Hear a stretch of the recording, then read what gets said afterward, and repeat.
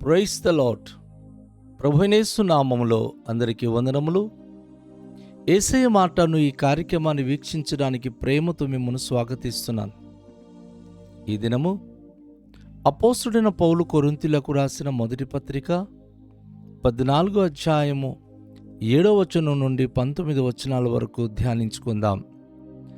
పిల్లని గురువి గాని వీణ గాని నిర్జీవ వస్తువులు నాదమిచ్చినప్పుడు స్వరములతో భేదము కలుగ చెయ్యని ఎడల ఊదినదేదో మీటినదేదో ఎలాగో తెలియను. మరియు భూర స్పష్టము కాని ధ్వని ఇచ్చినప్పుడు యుద్ధమునకు ఎవడు సిద్ధపడును? అలాగే మీరు స్పష్టమైన మాటలు నాలుకతో పలికితేనే గాని పలికినది ఎలాగూ తెలియను. మీరు గాలితో మాట్లాడుచున్నట్లుందురు.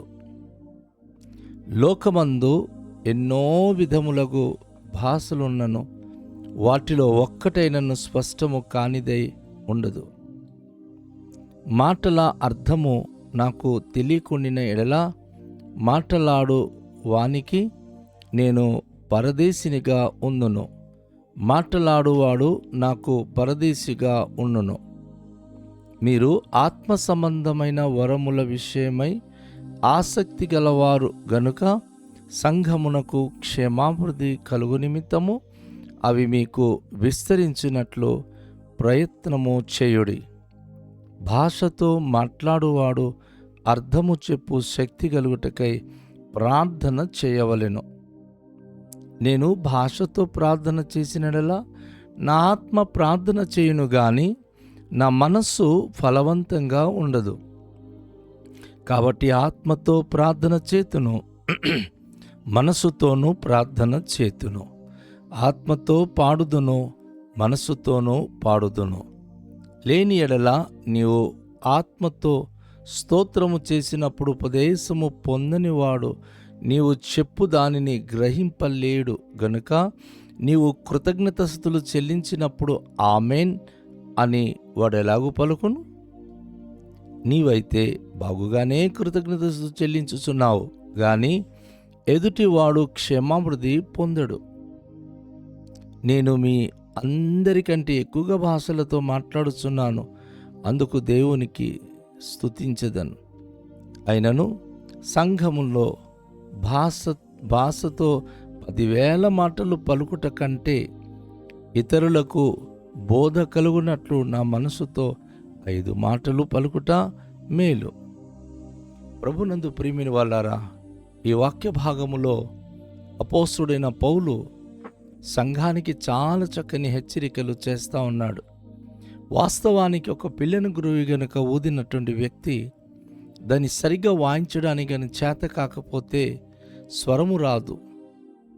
అది ఒక నిర్జీవమైనటువంటి వస్తువు, కానీ దానిని సరైన రీతిగా మీటినప్పుడు, సరైన రీతిగా దాన్ని మనము వాయించినప్పుడు చక్కటి స్వరం వస్తుంది. ఒకవేళ ఊదినది ఆ నేర్పు లేని వ్యక్తి ఊదితే ఊదినదేదో మీటినదేదో ఎలా తెలుస్తుంది? హార్మోనియం పెట్టి గట్టిగా లాగుతూ ఉంటే శబ్దం వేరేగా ఉంటుంది, ఫ్లూట్ పట్టుకొని ఊదుతూ ఉంటే అది వేరేలా ఉంటాయి. దాన్ని మీటగలిగేటటువంటి అనుభూతి, దాన్ని తగినటువంటి నేర్పు కలిగి ఉంటేనే అది మీటినప్పుడు చక్కటి స్వరాన్ని పలుకుతుంది. అపోస్తలుడైన పౌలు అదేవిధంగా ఈరోజు ప్రతి విశ్వాసి ఎవరైనా సరే ఒకవేళ ఒక బూర గనక స్పష్టమైన ధ్వని ఇవ్వకపోతే యుద్ధానికి ఎవడు బయలుదేరుతాడు? యుద్ధ భూమిలో యుద్ధానికి వెళ్లే ముందు సైనికులందరికీ ఒక బూర ధ్వనించినప్పుడు దాంతో వారు యుద్ధానికి ముందుకెళ్తారు. కాబట్టి మీరు స్పష్టమైన మాటలు నాలుకతో పలికితేనే గాని పలికినదేదో ఎలాగో తెలియను. మీరు గాలితో మాట్లాడుచున్నట్లుందరో. భాషలతో మాట్లాడిన వ్యక్తి సరైన అర్థము కానిది, సరైన రీతిగా మాట్లాడకపోతే గాలితో మాట్లాడినట్లు ఉంటుంది. దాని ద్వారా ప్రయోజనం అయితే ఏమీ లేదు అని అపోస్తలుడు పౌలు చెప్తా ఉన్నాడు. లోకమందు ఎన్నో విధముల భాషలున్నను, వాటన్నిటికీ ఒకటే స్పష్టం కానిదై ఉండదు. గమనించండి, లోకంలో చాలా భాషలు ఉన్నాయి. వాటిలో ఒకటైనను అస్పష్టంగా ఉండదు, అన్ని స్పష్టము కానిదిగా ఉండదు. చక్కగా ఎవరు ఏ భాషలో మాట్లాడినా భాషలు అర్థము చేసే వ్యక్తులు ఉంటారు. ట్రైబల్స్ వారి భాషలు వేరే, స్టేట్లో ఉన్న భాషలు వేరే, ఇంటర్నేషనల్ లాంగ్వేజ్ కూడా వేరే. ఒక్కొక్క కంట్రీకి ఒక్కొక్క భాషలకు అర్థం ఉంది, అర్థము చేసుకునేవారు ఉన్నారు. అర్థము కానిదైతే ఎలా జీవిస్తారు?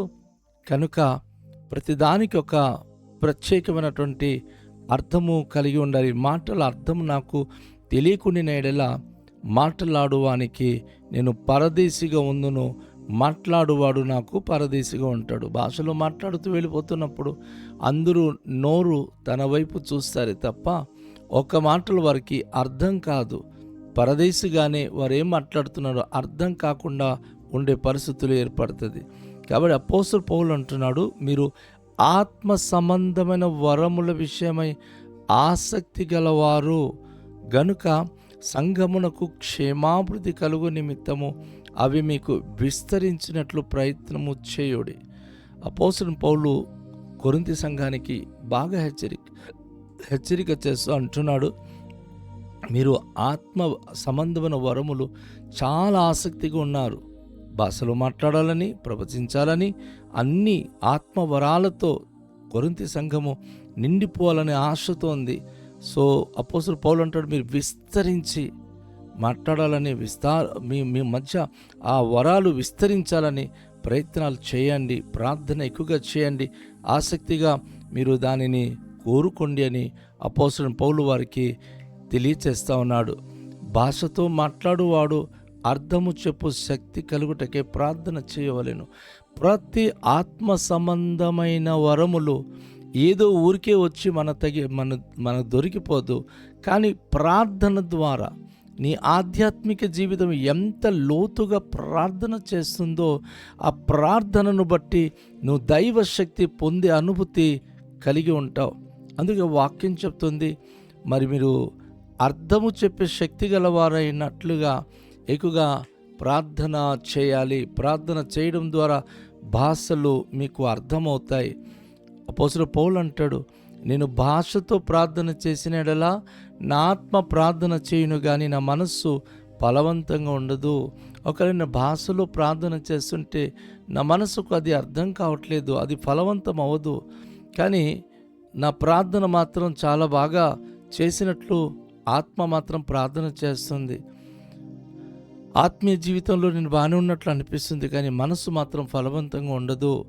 ఎందుకంటే ఆత్మతోనూ మనసుతోనూ చేయాలి. అపోస్తలుడు పౌలు ఆ విషయం ఎంత చక్కగా రాస్తున్నాడు చూడండి. కాబట్టి ఆత్మతో ప్రార్థన చేతును, మనస్సుతోనూ ప్రార్థన చేతును, ఆత్మతో పాడుదును, మనస్సుతోనూ పాడుదును. తను ఎంత చక్కని మాట తెలియచేస్తున్నాడంటే, నేను ఆత్మతో ప్రార్థన చేస్తాను, మనస్సుతో కూడా ప్రార్థన చేస్తాను, ఆత్మతో పాడుతాను, మనస్సుతోనూ కూడా నేను పాడుతాను.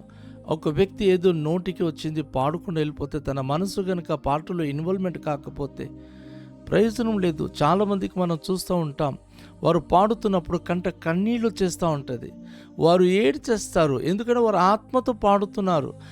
ఆ పాటలో ఉన్న అర్థము వారి హృదయానికి తాకుతుంది. అలాంటి ప్రార్థించేవారు ఈరోజు, పాటలు పాడేవారు ఉన్నారా ఈరోజు చర్చిలో? ఈరోజు మీరు అలా పాడగలుగుతున్నారా? కేవలం నలుగురు వినాలని పాడితే ఆ పాటలో ఆత్మీయత ఉండదు. ఇది గుర్తుంచుకోండి. ఆత్మతో పాడాలి, మనసుతో పాడాలి. దేవుని యొక్క సన్నిధిలో అపోస్తలుడు పౌలు ఈ మాట హెచ్చరిక చేస్తున్నాడు. లేని ఎడల నీవు ఆత్మతో స్తోత్రము చేసినప్పుడు ఉపదేశము పొందని నీవు చెప్పున్న దానిని గ్రహింపలేడు గనుక నీవు కృతజ్ఞతాస్తులు చెల్లించినప్పుడు ఆమెనని వాడలా పలుకుతాడు. ఆత్మలో గనక మీరు పాడుకుంటూ వెళ్ళిపోయి కన్నీళ్ళు కార్చేస్తుంటారు, ఆత్మలో పాడేస్తుంటారు.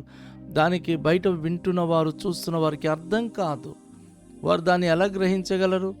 అదే గనక ఆత్మీయ జీవితాలు మీరు సరిగ్గా ఉంటే, మీరు ఆత్మతో గనక పాడుతూ అది నోటితోను కూడా పాడగలిగితే, మరి శబ్ద ఉచ్చారణ ద్వారా ఇతరులు దాన్ని గ్రహించగలరు, దాంతో ఆమెనని ఏకీభవించగలరు. నేనైతే బాగుగానే కృతజ్ఞతస్తులు చెల్లించుచున్నాను, కానీ ఎదుటివాడు క్షేమాభివృద్ధి పొందాడు. ఒకవేళ నువ్వు అలాంటి పాటలు పాడుతూ దేవునికి స్తుతిస్తూ దేవునికి మహిమపరుస్తున్న స్థితిలో ఉన్నావు, కానీ ఎదుటివాడు నువ్వు ఆత్మలో పలుకుతున్నది పరిశుద్ధాత్మ ద్వారా నువ్వు ఏదో భాషలో మాట్లాడుతూ కృతజ్ఞతలు చెల్లించేది అది ఇతరులకు అర్థము కాదు, ఇతరులు అర్థము చేసుకోలేరని దేవుని యొక్క వాక్యం ద్వారా మనము గ్రహిస్తున్నాము.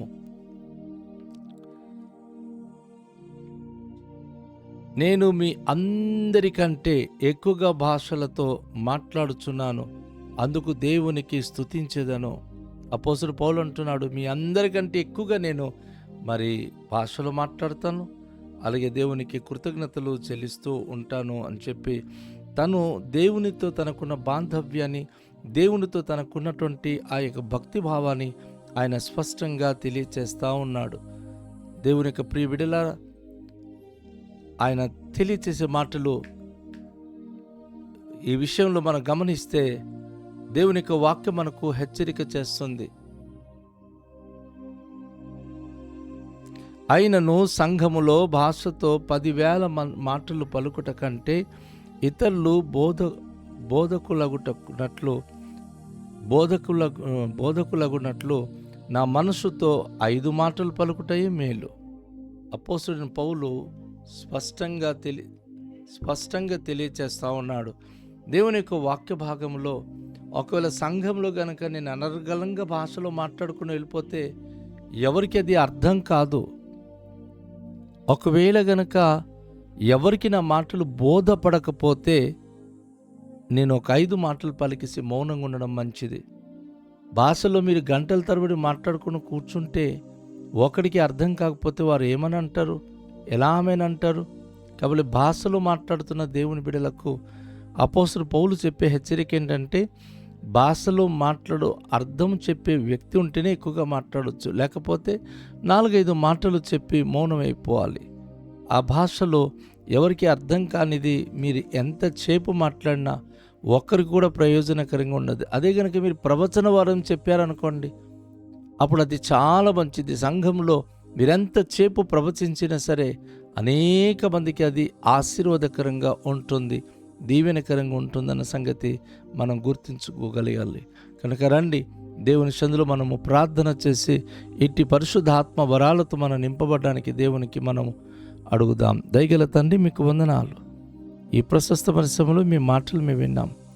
నీ వాక్యమును బట్టి మాకు దీవించుమని, మీ యొక్క కృపహస్తము మా పైన ఉంచుమని, పరిశుద్ధుడా మీ అందే నిరీక్షణ కలిగి, మీ అందే విశ్వాసము కలిగి, ప్రభు మీ ఆత్మ వరాలతో మేము నింపబడిన వారమై భాషలో మాట్లాడకును, అర్థం చెప్పుటకును, ప్రభా ఎలా ప్రార్థించాలో ఆత్మతో ప్రభునైనా, అలాగే ప్రభునైనా ఓ తండ్రి ప్రభునైనా భాషలతో ఏ రీతిగా మేము మిమ్మల్ని ఆరాధించాలో అన్నిటి గురించి మాకు వివరంగా నేర్పిస్తున్న స్తోత్రాలు.